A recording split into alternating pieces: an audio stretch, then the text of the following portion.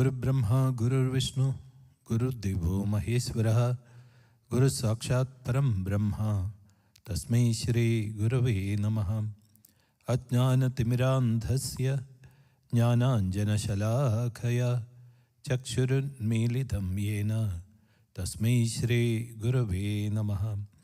Tumeva Mada cha Pita Tumeva, Tumeva Bandhuscha Sakha Tumeva, Tumeva Vidya Dravinam Tumeva, Tumeva Sarvam Amriteshwari Ma. Tumeva Sarvam Amriteshwari Ma. Tumeva Sarvam Amriteshwari Ma. Om Amriteshwari Nama.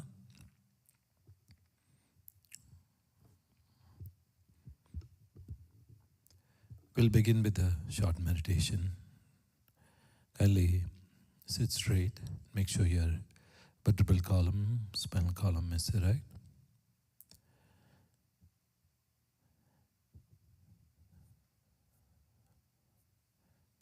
Relax your body, your mind, just by observing your breath with your eyes open.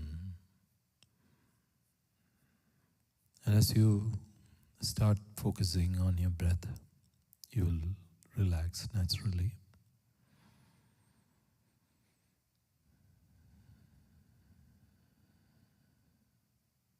And as a result of this relaxation, your eyes will close without any effort from your part.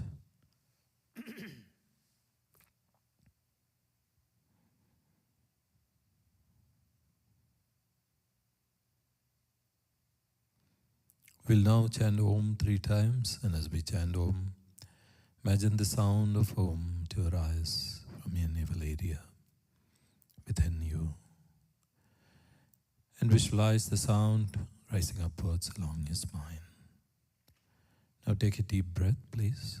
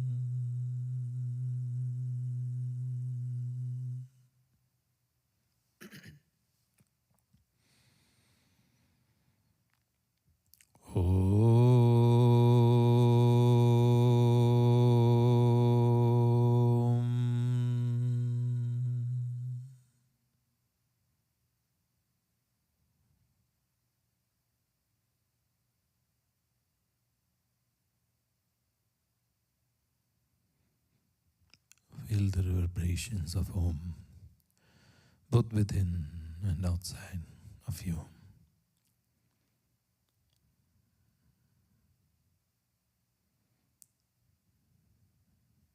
Feel each and every cell of your body energized with the reverberations of Om.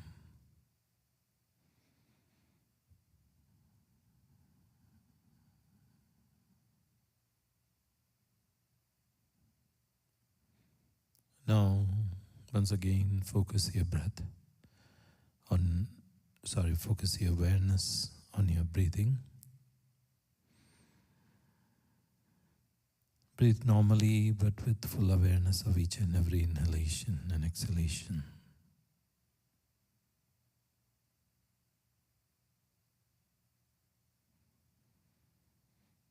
And now as you breathe in, chant the mantra, the syllable Ma silently along with your in-breath. And Om when you breathe out.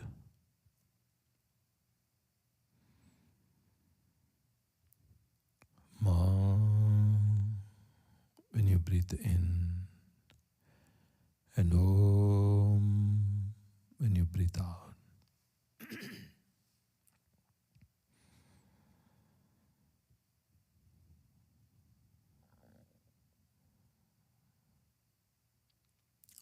after you chant Ma, pause and hold your breath for a few seconds. Please don't hold it too long. And then breathe out chanting Om. So continue like this for some time. Ma. Pause your breath. Om.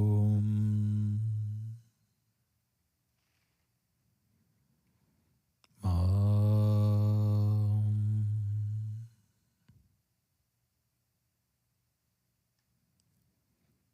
Om. And continue like this for some time.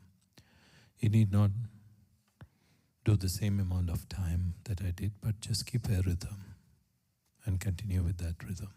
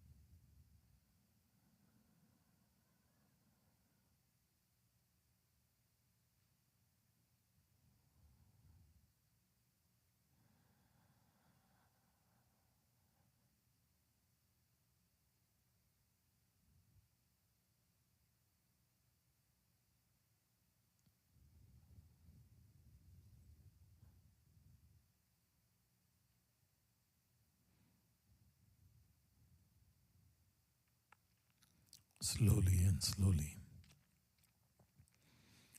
the vibrations of Ma and Om become more and more subtle. You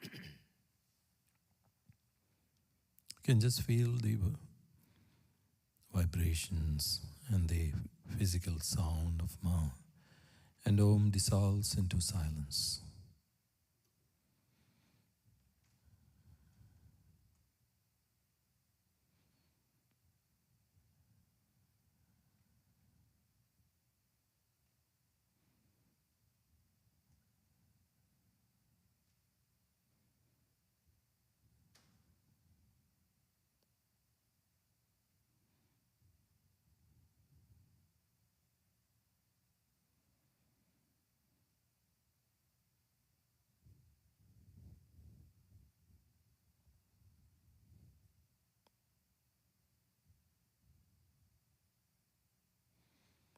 Ma is a representation of divine love and Om of divine light.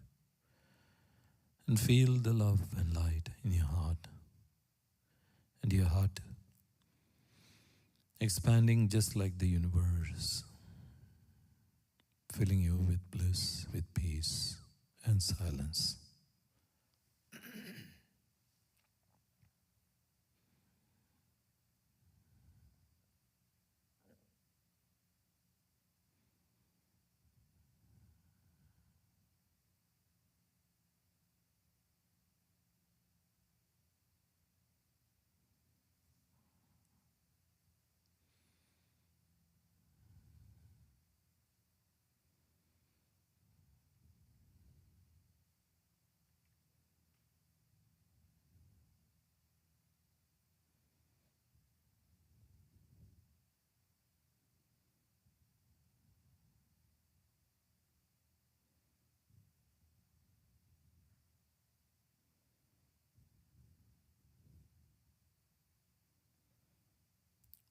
Now feel the light, love, peace and compassion going out from your heart to all the beings in this world, just like the rays of the sun.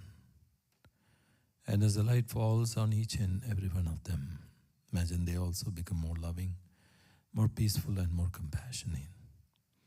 And while imagining so, we'll chant the Loka Samastha prayer 9 times. Om Loka Samastha Sukhino Bhavantu. Loka Samastha Sukhino Bhavantu. Loka Samastha Sukhino Bhavantu. Loka Samastha Sukhino Bhavantu. Loka Samastha Sukhino Bhavantu. Loka Samastha Sukhino Bhavantu. Loka Samastha Sukhino Bhavantu. Loka Samastha Sukhino Bhavantu. Loka Samastha Sukhino Bhavantu.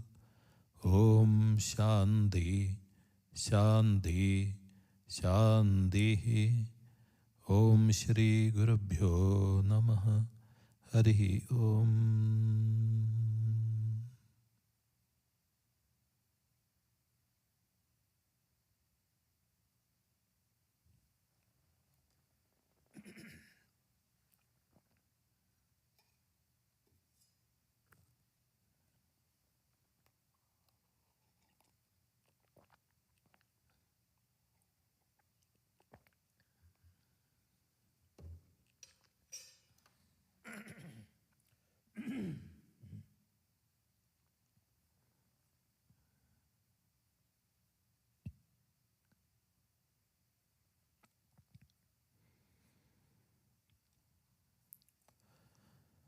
Om Dhyayamo Dhavlabakundhanavatim Tejomayim Naishtikim Snigdha Pangavilokinim Bhagavatim Mandasmidashri Mukhim Valsalyamritavarshinim Sumadhuram Sankirtanalapinim Shamangi Madhusukta Suktim Amritanandatmikam Ishwarim. Om Narayanam Patma Bhuvam Vasishtam Shaktim cha Tatputram Parasharam cha Vyasam Shukam Gaudavatam Mahandam Govinda Yogindra Madhasya Shishyam Sri Shankaracharyam Adhasya Padmapadam cha Hastamalakam cha Shishyam tam Todakam Vartika Karyamanyan Asmat Gurun Santadamanadosmi. Om Aneka Janma Samprapta Karma Bandhavidahini Atma Jnana Pradhanena Tasmai Shri Gurave Namaha. Om Amriteshwarye Namaha.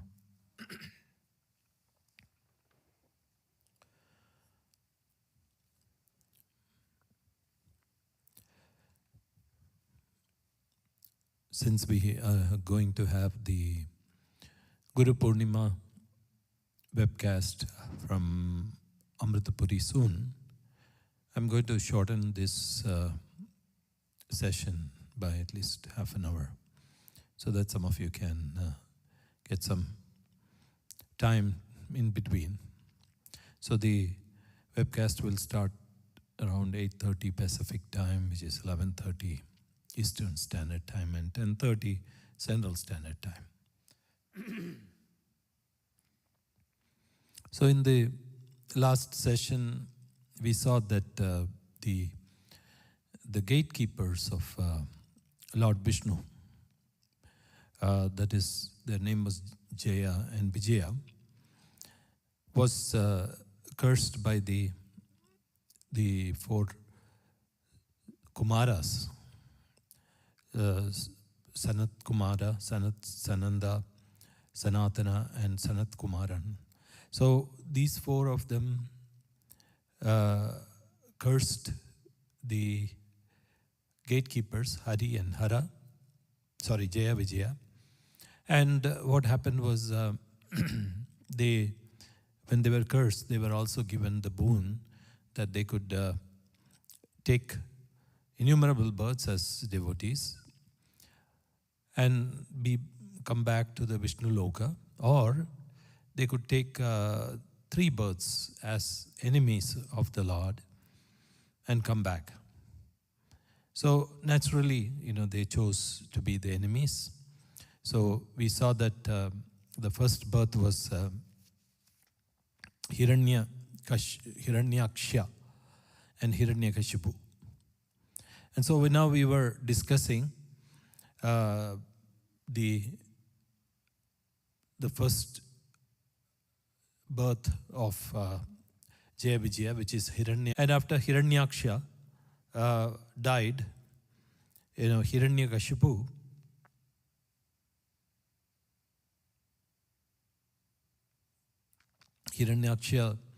died because of Lord Vishnu, who killed him. So Hiranyakashipu was grief-stricken by his brother's bereavement. And we saw that what happened was Hiranyaksha took the Mother Earth and hid it under the ocean. And then Lord Vishnu took the form of a boar and came and rescued Mother Earth, and not only that, killed Hiranyaksha. And so Hiranyakashipu was sad at the bereavement of his brother. And so to his dead brother's sons. So this is where we were, that we are seeing that Hiranyakashipu, we are seeing that Hiranyakashipu was talking to his dead brother's sons, Shakuni, Shambara, Drishta. So there are so many of them. And to their mother, which is who is Diti, and Rusha, Bhanu, and his own mother Diti. That is, his mother was also Diti, and because Hiranyaksha was his brother. And the Asura king, Hiranyakashipu, who was a master of the art of conversation, spoke as follows in a very soothing terms. I have to warn you, because what happens is we know Hiranyakashipu as a demon, right? And he was born as a Asura. Asura means he's inferior, lower caste, where he's as a basically it means one who who is dwelling. Asura means one who is dwelling in the body most of the times, and they enjoy eating and sleeping. So that such a person of that kind of a condition or attitude is known as Asura. So Hiranyakashipu said, "O mother, O sister, O children, O for heroic men in death in combat with an enemy is both fame enhancing and self-satisfying. Sorrow not for the departed hero."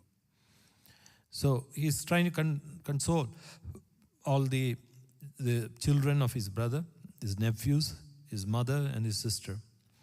The life of living beings in this world, brought together by providence through their karma, is like those of people gathering in and dispersing from a caravanserai. Caravanserai. That means when you go to a carnival, what do? Just come together and then disperse after that is over. So that's what he is meaning here. And now he's talking about the Atman. The Atman is eternal. He is changeless. He is pure, all-pervading and all-knowing. And through the power of Maya, ignorance, he projects bodies and first comes to have the subtle body. So this is where I wanted to warn you, because even though he's an Asura, this is the difference between an Asura and a Rakshasa. A Rakshasa is not well-versed with scriptures, but Asura is. So, but the problem with the Asura, only problem with the Asura is he's dwelling in his body, whereas the Rakshasa does not even know that. And so he's since he's well-versed in scriptures, he's talking about scriptures. So what happens to us? Oh, it's only an Asura who's talking. But where we have to understand is whether it be a Asura, it be a Deva, a God, it doesn't matter who talks. Truth is truth. So, in fact, when it comes from an Asura's mouth, it is more powerful. And that's why Veda Vyasa here is putting these things through the Asura. So he says the Atman is eternal and it is changeless. And so he says through the power of Maya, that is ignorance, he projects bodies and first comes to have the subtle body. In the extremely tremulous water surface, even trees seem to be moving. When the vision gets distorted, even the earth seems to whirl. And in this way, when the gunas of Prakriti create the disturbances in the mind of the Purusha, who is in himself perfect, gets identified with that mind and its movements, and then the Purusha, though he is really bodiless, appears to be one possessed with a body. This attribution of body for the bodiless Atman is a misapprehension. So he's talking pure Vedanta here. So how did the great Purusha, that is the supreme Brahman, or you can call the supreme consciousness, get a body? So it's very subtle, but he's saying that it is like, when you look at the water and things are moving in the water, it seems like when the water is moving, it seems like the whole earth is moving. So what happens is similarly, it seems like the supreme Atman, Brahman, himself got a body and it is not possessed of the body. And this attribution of body for the bodiless Atman is a misapprehension. And because of this misapprehension, there is attachment to dear objects and revulsion to unfriendly ones. There is also the bondage of karma and the involvement in samsara. It is again because of this misapprehension that there is death, birth, sorrows of various kinds, the inability to distinguish the Atman from the body, obsession with worldly objects, and lapse of discrimination. So, what is the misapprehension? That there is the body, and because of that there is birth, death, the sorrows, and then the distinction that you are separate from the Atman. So, here he says, listen, here an ancient legend in illustration of this in the form of a conversation between Yama and the relatives of a dead man. Yama is the lord of death. So he's now saying about a story. In the kingdom of Usinara, there was a famous king called Suyajna. So he was, Suyatnya was killed in battle by enemies. And many of his relatives came and gathered around his dead body.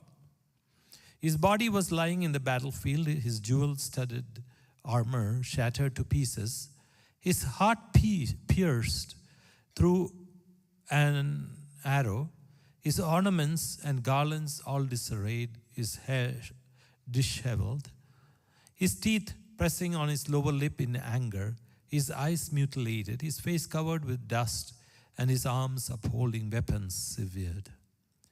Seeing the king of Usinara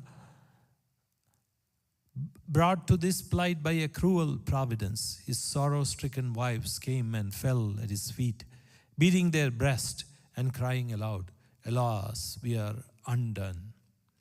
So the king's dead body was brought into the court and just completely shattered.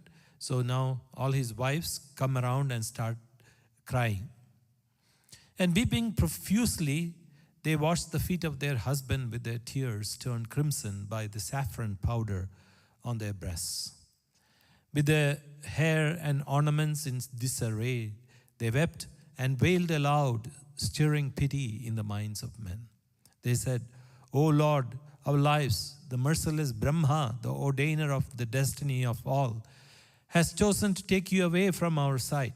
You who were till now the bestower of their livelihood to the people of Usinara have now become the giver of sorrow to them."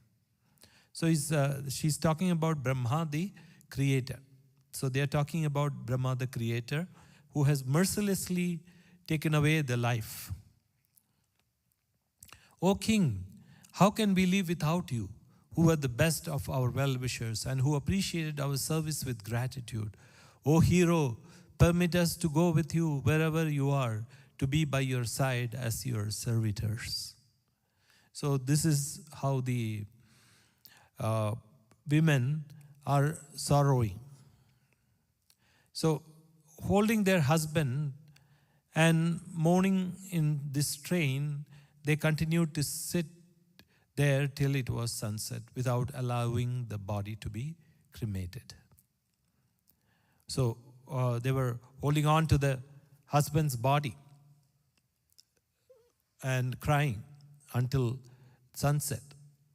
So Yama, the god of death, hearing the laments of these wives of the dead king, now appeared on the scene in the form of a boy and said as follows. So now Lord Yama, who is the Lord of death, comes there. And how does he come? He comes as a small boy. So why does he come as a small boy? So this is again, as I said earlier, you're listening to a story of a Asura. And now Asura is telling the story of Lord Yama. And Lord Yama is coming in the form of a boy. And many a times your mind can tell you that don't just forget it. First of all, it is Asura. And secondly, it is a boy. But actually, it is Yama, the Lord of Death. And actually, the Asura is telling a story of Lord of Yama, Lord Yama himself, which is very profound for an Asura to say this story. So Yama said, "Oh, how wonderful is the ignorance of these people. They are so much elder to me in years and therefore must be well acquainted with the way of human life in this world. Futile is this morning for those who have but returned to the unknown, wherefrom they came, by others whose destination also will be the same very soon." So he's saying, why are you mourning? You are also going to go to the same place after some time. And we, for our part, are more blessed in this respect. For though we have been discarded by our parents, we are not in the least worried over it. Big though we are, we have not been eaten by wolves, for he who protects us in the mother's womb is always there as our protector. So he's saying, look, you're thinking about this, all these things, but just think about the good things. So while we were in our mother's womb, who was protecting us? And we were not eaten by wolves. And we are protected by that. And so, he says, the Supreme Lord, the indestructible and unchanging being, by his mere will, creates, sustains, and dissolves this universe. Oh ladies, this whole world with all its moving and unmoving beings provides only a sport for the Lord. He is the master of protection and destruction. So he's saying, look, this is a drama or a play enacted by the Supreme Being. And the Supreme, what does the Supreme Being does? He creates, he sustains and destroys whenever he wants to. But he's also the master of protection and destruction. And things fallen on the wayside are sometimes recovered intact if he favors it. Things preserved in the house are lost if the divine will is not favorable. Protected by him, one can live safely in the forest. And even well protected in a home, man will only perish if that is his will. And so he's saying, you can be anywhere. But what do you need? If you have the protection of the Lord, then you will be safe. So you can be in the forest, but which is full of animals. But if you have the protection, nothing will happen to you. But you could be in your house. If you are not protected by that Supreme Being, so many things can happen to you. And guided by their karma remaining latent in the linga sharira, that is the subtle body, all jivas get embodiment and they perish too in course of time. In every birth, though the bodies partake of the nature of the species in which they are born, the spirit remains separate and unaffected by the bodily qualities. So he's saying, all jivas, what happens? They remain latent in the linga sharira, that is the subtle body. And then what happens? Sometimes they manifest in the physical body, but the physical body perishes in course of time. But the spirit, the Atman, remains unaffected by the bodily qualities. Just as a house one lives is separate from oneself, so is the body of the jiva, which is born out of superimposition caused by ignorance, separate from the jiva, it being an object of perception to him like a house. So he's just using a beautiful analogy here. So he's saying you live in a house. But are you the house? But right now, what happened is you are identified with the house and think that you are the house. But you are separate from the house. So similarly is a jiva.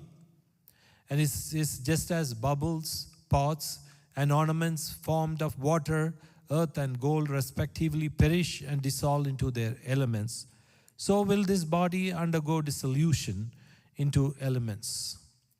Just as fire in fuel, air in the body, and the all-pervading sky in objects remain distinct from the fields of their manifestation, so is the Atman distinct from all the vestments of nature, like the body, which he is found associated. So he's saying that, look, this body, just like anything, like the gold, like earth, and like water, they are made of the 5 elements. So ultimately, they just go back into the elements, the 5, that is Prakriti. But the fire in the fuel, you cannot see the fire in the fuel, right? Only when you light the fuel, then the fire will appear. Or air in the body, just like you don't perceive the air, and all-pervading sky in objects. So the space in the objects remain distinct. So the Atman is also separate from nature, though it is found to be associated. So this is separate. They are all separate. Just like the fire or the air and the sky or the space. O foolish women, this Suyatnya, for whom you are mourning, lies here before you beyond the shadow of a doubt. When he heard you and replied, you saw this body alone doing it and not the real, he behind it, that body is still here before you.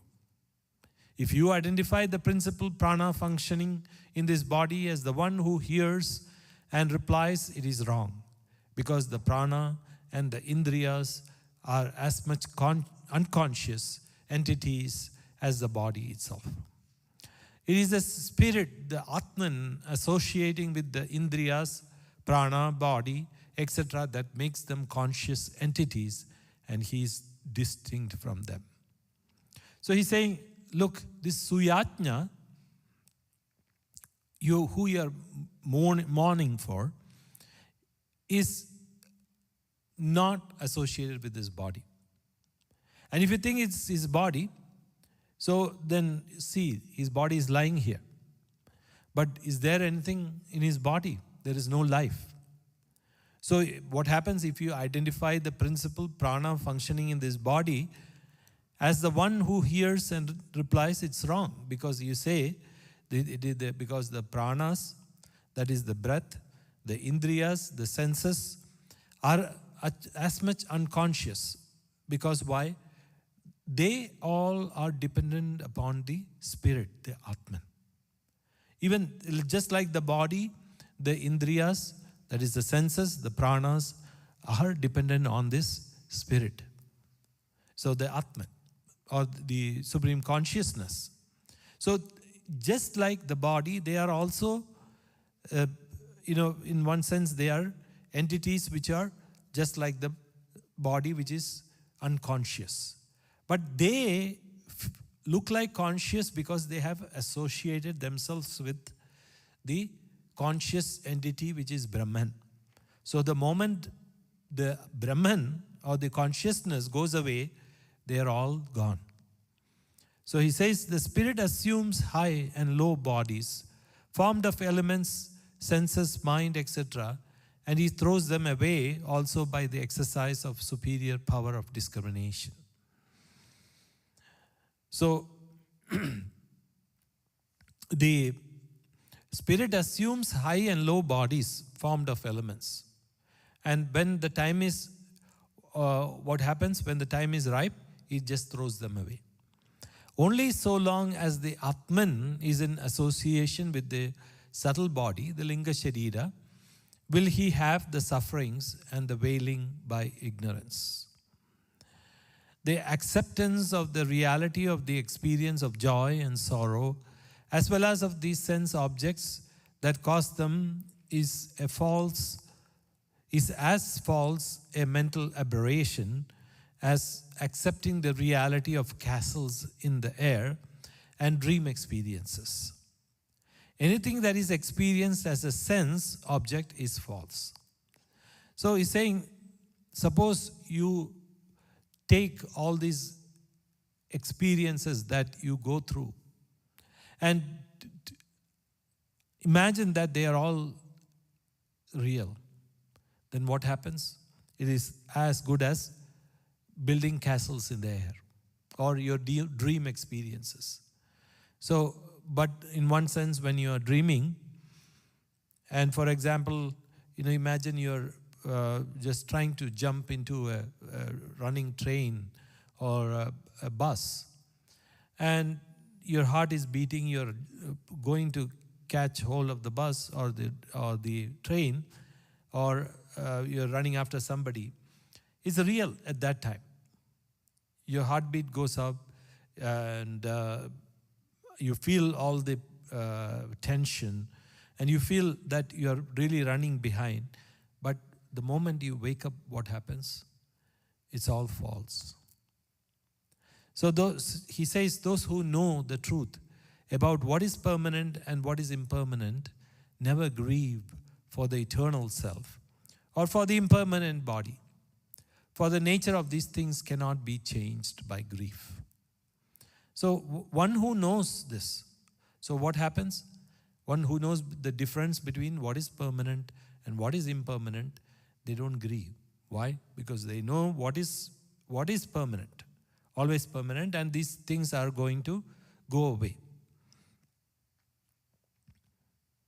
So he says that if you have that kind of a discrimination, what happens is then you will understand that the body will perish sometime or the other.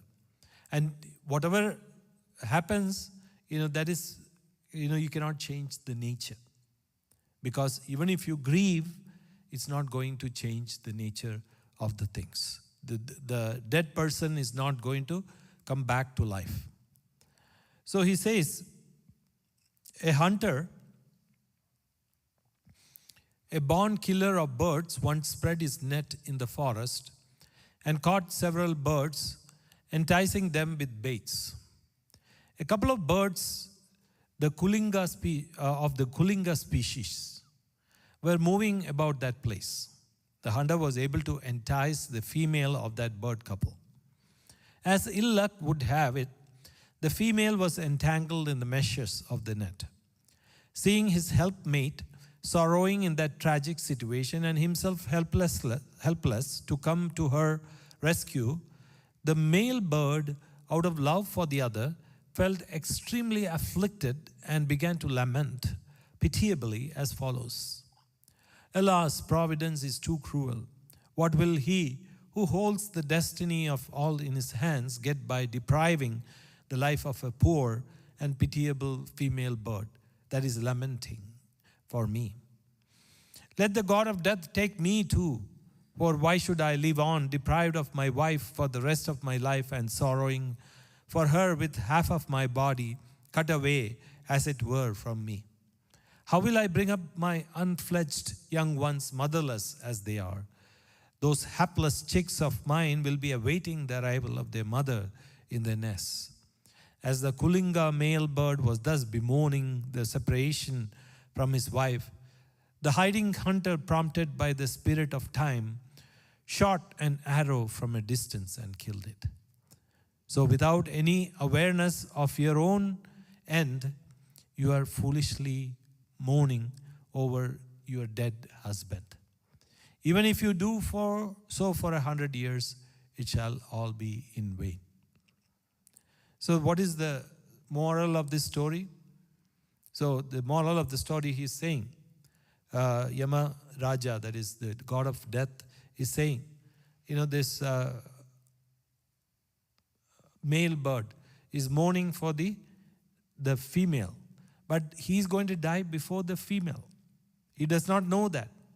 He's thinking, oh, what will happen to this bird? To my chicks who will be motherless and all these things. But he himself was shot before that. So he's saying, Yamadharma Raja is telling the queens, saying that you are just mourning, foolishly mourning over your dead husbands. Even if you do it for 100 years, it shall be in vain. So, one of the things that I wanted to mention here is people, earlier we said that people who know the difference between permanent and impermanent do not grieve. But you might have seen many a times when devotees come to Amma and they are crying their heart out. And what happens? Amma starts also crying. And why does Amma cry? That will be the question. Doesn't Amma know it is the body is impermanent? Doesn't Amma know about the Atman? Isn't she self-realized? Then why is she crying is the question, correct? So we might think that she is also mourning the death of that other person. Just think about this. Look, when somebody comes to you and are telling you that, my brother or my sister or a close relative passed away, and you are smiling and saying, oh, that's really good. What will they do? They just slap you, right? And then what will they feel? So that is the first thing. And second thing is also that, Amma is reflecting the sadness and taking away the sadness of the particular devotee who is coming to her. And she is suffering for them also. And she's just being a reflection, just like a mirror, to their sorrow. So what happens is, it's not that Amma does not know the difference. But if she has to lift them up from that sorrow, she cannot say that, oh, everything is Atman. Because we have not come to that level to understand. And if we had come, then we would not have been mourning for the death of our relatives. So she has to come to our level and then lift us from our level to her level. And so that's what Amma does each time. And then Amma consoles them. And then she gives them the spiritual advice, saying, don't worry. It's the body is the only one that has perished, and the person is still there. So Hiranyakashipu, who was narrating this story, continued, when they heard the boy speaking like this, the king's relatives were astonished. And the awareness that everything in this world is fleeting and therefore unreal dawned on their minds. So just think about this, a 6-year-old boy coming and talking about the truth. And what do you do at that moment? You're completely captured by that small boy's words, which is coming, which is the telling, which is the real truth that is coming out from the mouth of this boy. So then what happened? They were astonished, and then their awareness, they became aware that everything in this world is changing and nothing is permanent.